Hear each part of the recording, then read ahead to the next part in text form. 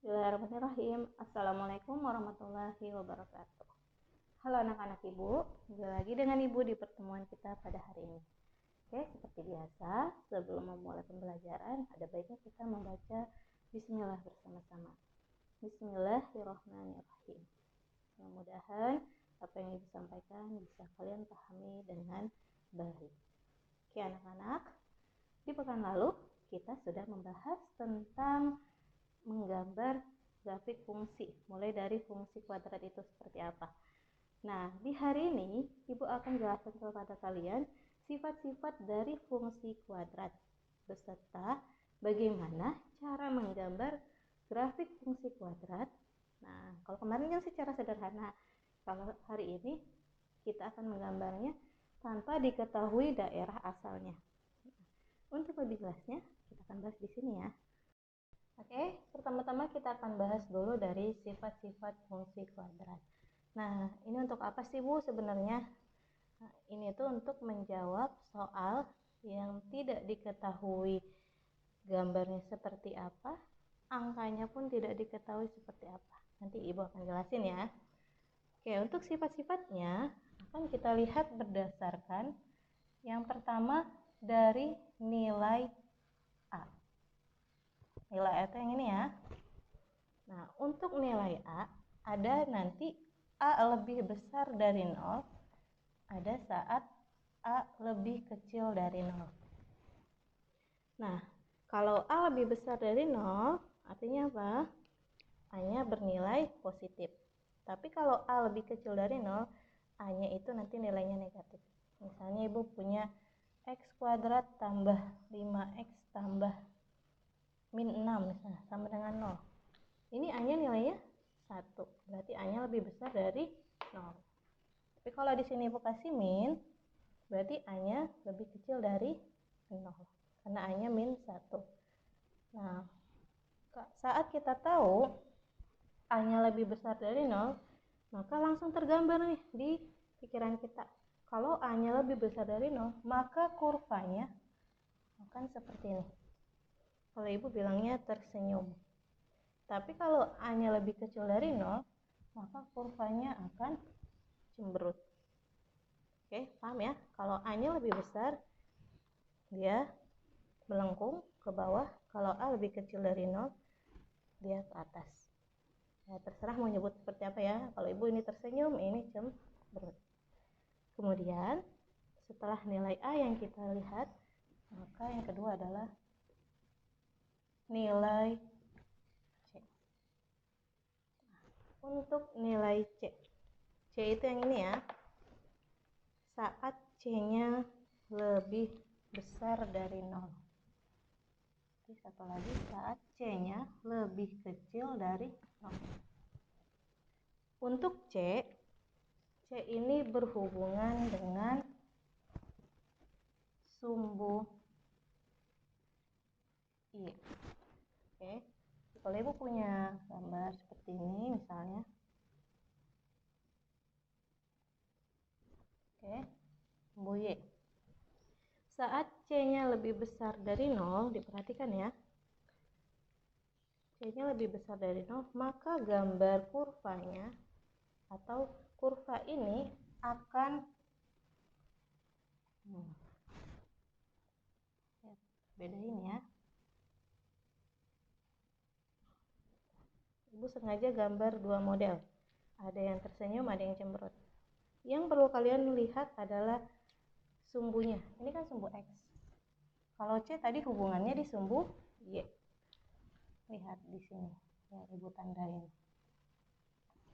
Kalau nilai C, kalau C-nya lebih besar dari 0, kurvanya memotong sumbu Y yang positif. C-nya ya. Saat C-nya lebih besar dari 0 atau C-nya positif, kurvanya memotong sumbu Y yang positif. Kalau Ibu tulis yang ini, dia memotong sumbu Y positif. Tidak akan memotong yang bawah, tapi memotong yang bagian atas. Nah, berarti kebalikannya. Kalau dia C-nya lebih kecil dari 0,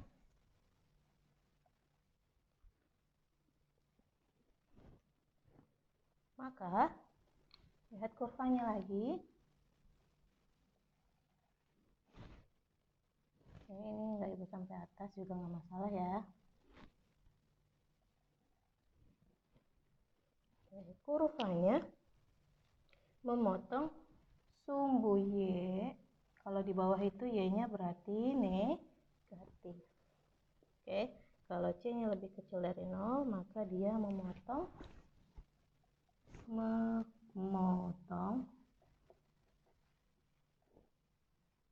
SB itu sumbu ya, sumbu Y negatif.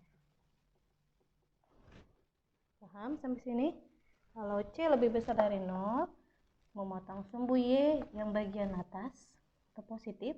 Kalau C lebih kecil dari 0, memotong sumbu Y yang bagian bawah. Oke, ini masih nilai A dan C. Ada satu nilai lagi, yaitu nilai D. Oke, kita hapus dulu ya. Oke, untuk nilai D, nilai diskriminan. Nah, baru dengar ya diskriminan itu apa. Nah, D ini kalau kita disuruh menghitungnya, ada rumusnya. Rumusnya adalah B kuadrat min 4AC.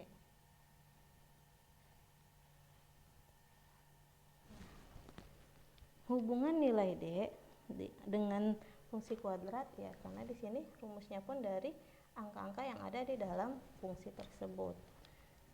Saat D-nya, ini ada 3 ya. Yang pertama saat D-nya lebih besar dari 0. Yang kedua ada nanti D-nya sama dengan 0. Yang ketiga ada saat D-nya lebih kecil dari 0. Untuk nilai D, dia akan berhubungan dengan sumbu X.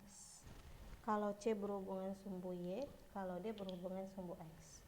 Jadi kalau ibu punya X, ini X ya.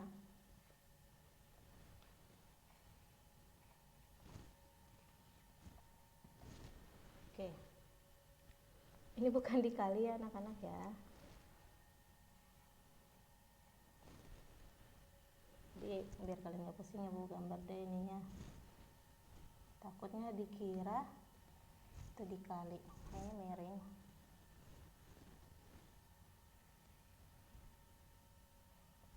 Oke. Kita lagi yang ini, ibu tambahin.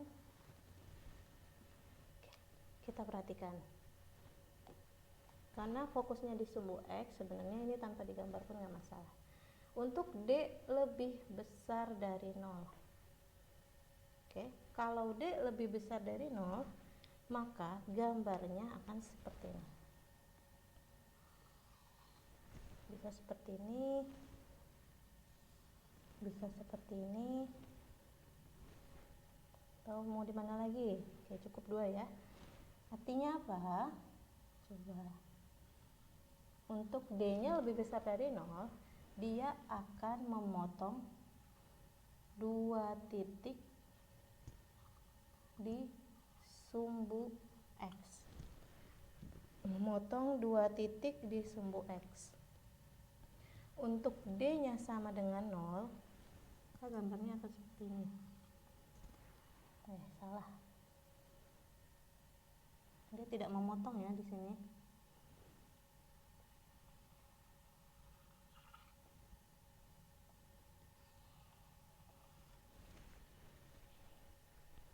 Fokus ke X. Kalau D-nya sama dengan 0, dia tidak memotong.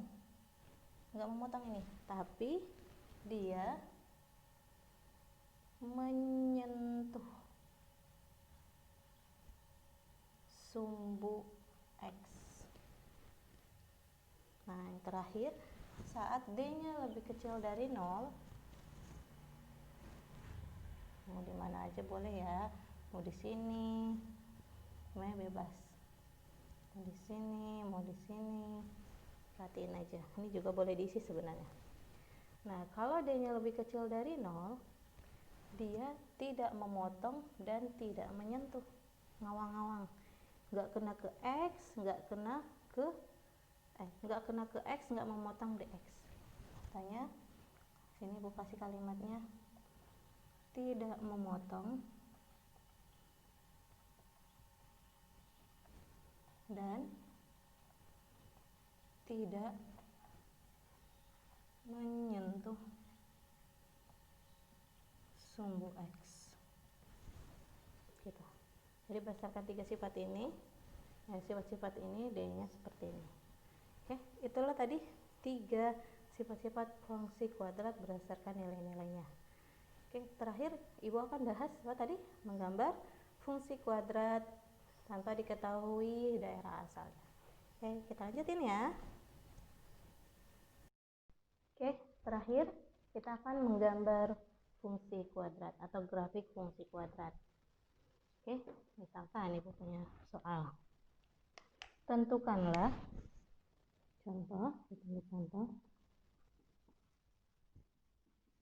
tentukanlah grafik fungsi kuadrat dari X kuadrat min 4X min 5. Oke, kalau kemarin sudah dikasih tahu udah erahnya ini loh gitu. Kalau ini tidak. Cara pertama adalah langkah 1, kalau Ibu tulis langkahnya ya. Langkah 1. Langkah 1 itu menentukan titik potong sumbu Y. Sumbu X maksudnya. Atau dengan kalimat mudahnya, yang langkah pertama ini kalian menentukan akar-akar dari ini. Oke, masih ingat kemarin cara faktorisasi? Ya, paling gampang kan cara faktorisasi ya. Dikalikan min 4 dijumlahkan min 5. Berapa? Ibu langsung tulis gini. Sebenarnya kalian udah punya cara sendiri ya, Ibu lihat silahkan. Berarti ini 5 kali 1, 5 tambah 1. Tinggal yang minus yang 5. Nah, bentuk ini kita ubah menjadi X min 5, X plus 1 sama dengan 0. Oke, artinya apa? Kita punya 2 titik potong sumbu X-nya. X1 sama dengan, kalau negatif jadi positif, X2 sama dengan berapa? Min 1, positif jadi negatif. Artinya dari sini kita dapat berapa koma berapa? 5,0, sedangkan yang ini min 1,0. Oke, kalau mencari titik potong sumbu X, maka Y-nya akan 0. Ya, makanya di sini Y-nya dua-duanya 0. Dan sama dengan 0. Oke, tadi langkah pertama adalah menentukan titik potong sumbu X. Langkah kedua yaitu menentukan titik potong sumbu Y. Kalau titik potong sumbu X, Y-nya jadi 0. Berarti ini kebalikan. Kalau titik potong sumbu Y, berarti X-nya menjadi 0. X-nya akan nilainya 0. Nah, apa gunanya? Kita masukin. Kita punya fx sama dengan X kuadrat min 4X min 5. Kan kita mau nyari Y, ya. Artinya nanti X-nya menjadi 0. 0 kuadrat min 4 kali 0 min 5. Tadi Ibu udah bilang kalau 0 ininya langsung ditutup. Maka hasilnya ini sama dengan min 5, tandanya di bawah. Artinya ini nilai Y. Jadi titik potongnya sama dengan X-nya 0, Y-nya min 5. Lihat bedanya ya. Kalau tadi 0-nya di belakang, kalau sekarang 0-nya di sumbu X. Kemudian kita lanjut ke langkah ketiga. Nah, kalau langkah ketiga ini namanya mencari titik puncak. Oke. Langkah 3.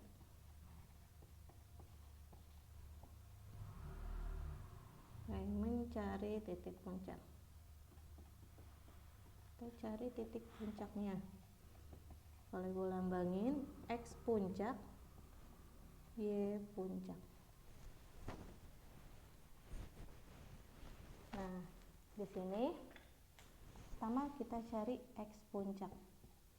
X puncaknya itu rumusnya min B per 2A. Nah, kalau dapat X puncak, ada rumus X puncak, berarti ada rumus Y puncak. Min D per 4A. Oke, kita mulai dari X puncak. B-nya udah ada, berapa B-nya? Min 4.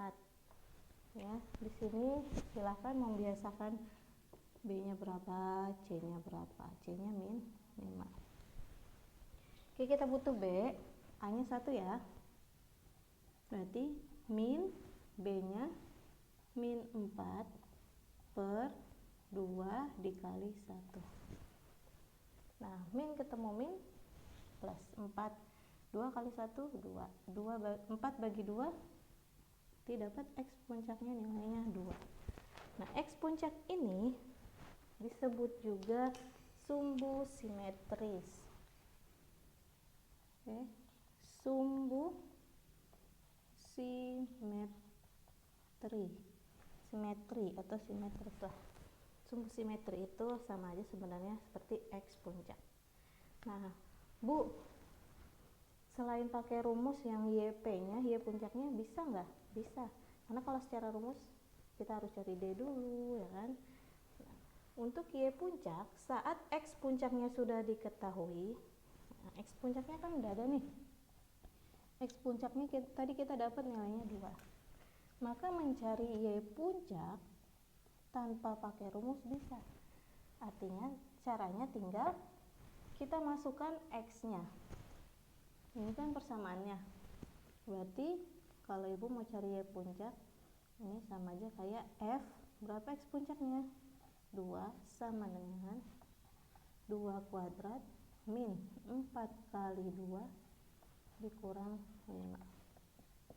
2 pangkat 2, 4 dikurang 8 kurang 5. 4 kurang 8 min 3. Min 4. Min 4 min 5 jadi min 9. Maka dapat X puncak, Y puncak. X puncak, Y puncak sama dengan tadi X puncaknya 2, Y puncaknya min 9. Inilah yang menjadi titik puncak kalian. Oke, diingat ya. Kita perlu ingat poin-poin pentingnya, atau kalau Ibu catat, Ibu tulis dulu rangkumannya di sini ya, di pojok bawah. Oke, di sini Ibu kasih kotak. Kita punya titik 5,0, min 1,0, 0, min 5. Cukup 4 titik ini. Sama yang terakhir 2,9. Oke, Ibu hapus dulu ya.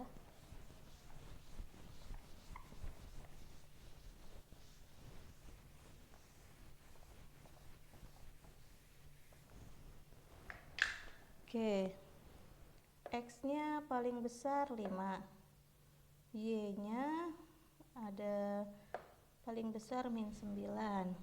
Berarti kalau Ibu gambarin, kita butuh Y yang negatif. Itu gini aja.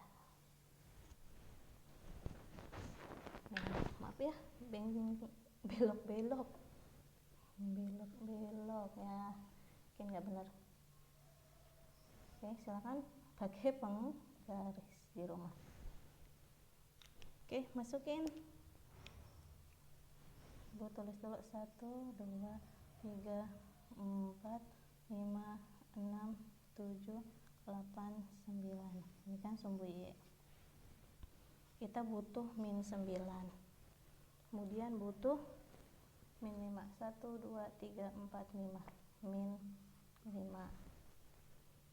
Kemudian X-nya butuh 1, 2, 3, 4, 5. Oh, di sini juga butuh ya. Di sini kita butuh 1 doang. Min 1, di sini butuh 2 sama butuh 5. Oke, tidak perlu lebar-lebar ternyata. Oke, masukin titiknya. Yang pertama ada 5,0. 5,0 itu di sini. Terus min 1,0 berarti di sini. Kemudian 0,-5 itu yang ini. Satu lagi 2,-9. 2,-9.